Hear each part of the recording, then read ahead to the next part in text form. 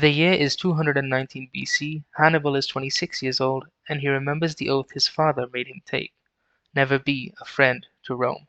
He's laid a siege to the disputed territory of Saguntum, hoping to starve them into submission. Rebuking the Roman embassies that came to him, he constantly reminded them of all the wrongs Rome had done to Carthage. For 8 months the Saguntines held out, all the while pleading to their ally Rome for help from certain doom.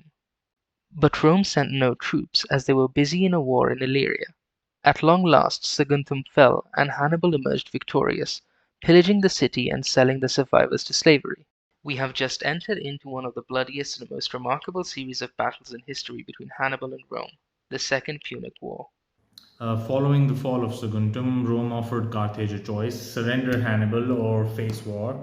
Carthage chose war, and so Rome started preparing, sending its armies to all of the important regions. And oddly enough, Roman politics played a key role in the placement of these armies, which were led by consuls themselves. Hannibal, clever and bold, planned to invade Italy via the Alps, catching the Romans off guard. A skirmish occurred as Hannibal headed to the Alps against an army led by Publius Cornelius Scipio, who was originally headed to Spain. Scipio pursued but lost Hannibal, who headed for northern Italy. Hannibal bribed the historically hostile Gaul tribes and made his way towards the Alps to try and accomplish a feat that no one had ever deemed possible: to cross the Alps in a mere 16 days as winter set in and brought with it brutal conditions inflicting major losses. But despite the odds, they made it, sending the Romans into a panicked frenzy. This element of surprise gave the Carthaginians an upper hand and proved to be a great military strategy by Hannibal. When they finally descended the mountains, they had lost about 72,000 men, three-quarters of what they had started with, and only 26,000 of them ever set foot into Italy. Upon reaching, Hannibal rested his troops and recruited the local Gauls to his cause, who too weren't all too happy with the Romans. Meanwhile Scipio raced towards them with whatever men he could gather, knowing full well what Hannibal intended. One winter solstice morning, Hannibal sent a cavalry detachment under his brother Mago to harass the Roman army camped near the Trebia River. Sempronius, the Roman commander, ordered his men to wade across the half-frozen river and give chase. Once across, it took the Roman soldiers hours to get into formation, soaked head to toe in frigid water, roused before dawn, and launched into a chase without even time for breakfast. On the one hand, we had Hannibal, who had had his men feast and sleep around big roaring fires before the battle, while on the other hand, our poor Italian friends were standing on the front line, shivering and stomach rumbling. Now, most of them were typical rural Roman peasants who had never even heard of an elephant, let alone seen one in person. Now, imagine the terror they felt as through the haze and mist emerged a humongous beast with men on top armed to the teeth. Imagine having to fight such an alien monolith with nothing but a short spear and your tiny sword. This instilled fear in the already wary Romans and proved once again Hannibal's military genius, as his further use of swift Numidian cavalry and the terrifying elephants exploited the Roman weakness, as they had never trained for such a situation.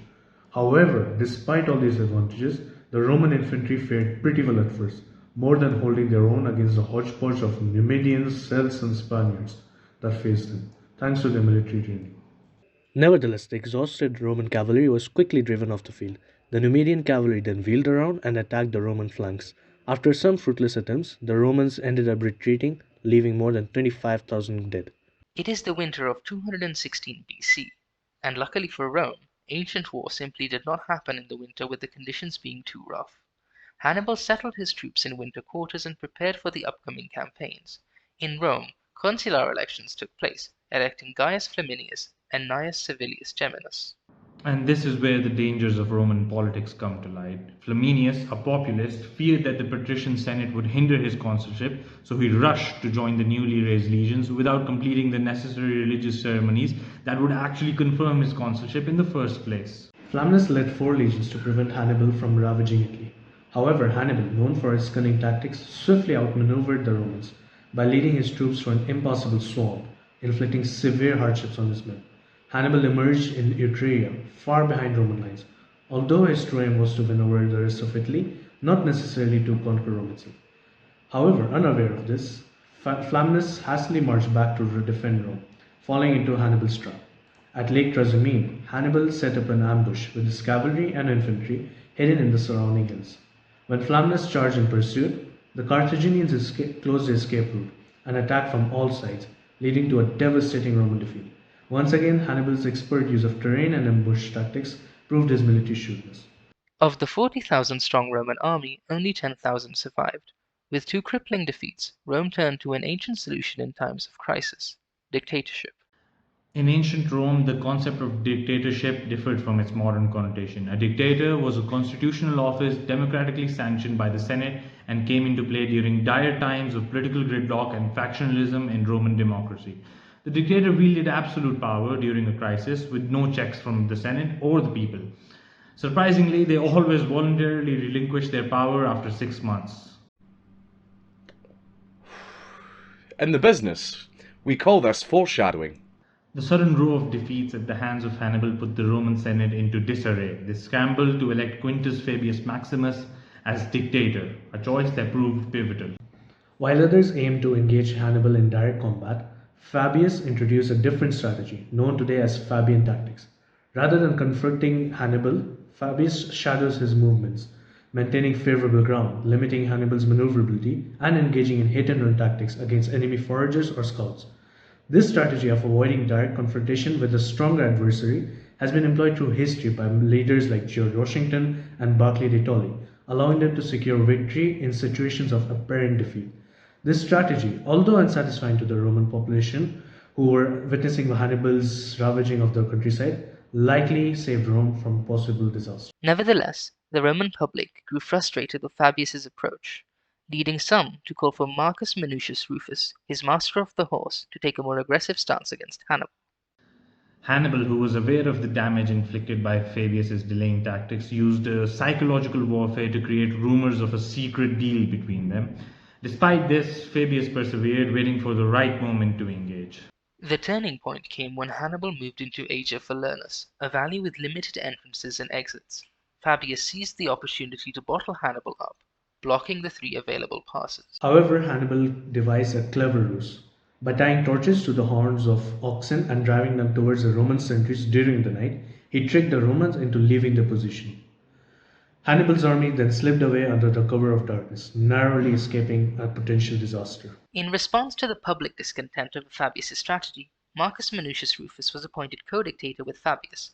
Minucius attempted a direct confrontation with Hannibal but was nearly defeated, saved only by Fabius' intervention.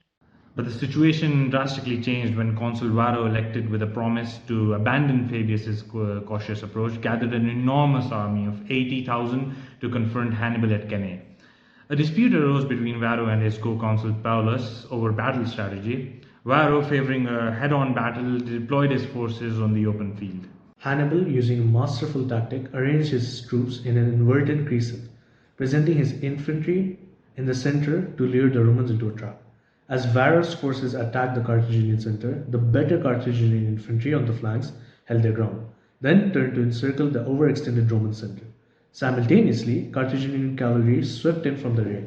The Roman formation became so compressed that the Romans couldn't even lift their arms to fight. It resulted in a devastating slaughter of Roman forces, with only 3,000 out of 80,000 surviving. Rings of slain Roman nobles were collected, including those of Gnaeus Servilius Geminus, Marcus Minucius Rufus, and Lucius Aemilius Paulus, while Varro's ring was notably missing, as he had escaped the carnage. The Battle of Cannae became renowned in military history for Hannibal's incredible tactical feat, encircling a large Roman army with a smaller, much skilled force. So after his monumental victory at Cannae, Hannibal chose not to march on Rome. Instead, he offered peace terms, assuming the Romans, like other ancient civilizations, would accept after their severe losses, which would have weakened Rome's influence over allies, thereby isolating them politically and militarily, which would have been enough for Hannibal. Keep in mind that Hannibal never really wanted to invade Rome itself. He just wanted to get revenge and fulfill the oath that his father had given to him. And this is what many historians consider to be his biggest mistake, not marching on Rome. However, Rome adamantly refused to concede, maintaining an unwavering commitment to war. Meanwhile, the war unfolded on various fronts. The Roman forces subdued the Carthaginians in northern Africa, Spain, and Sicily. As such, Hannibal had to abandon his campaign and return to Carthage, soon marking the end of the Second Punic War and Hannibal's military career. And 50 years later, Scipio Africanus torched Carthage to the ground.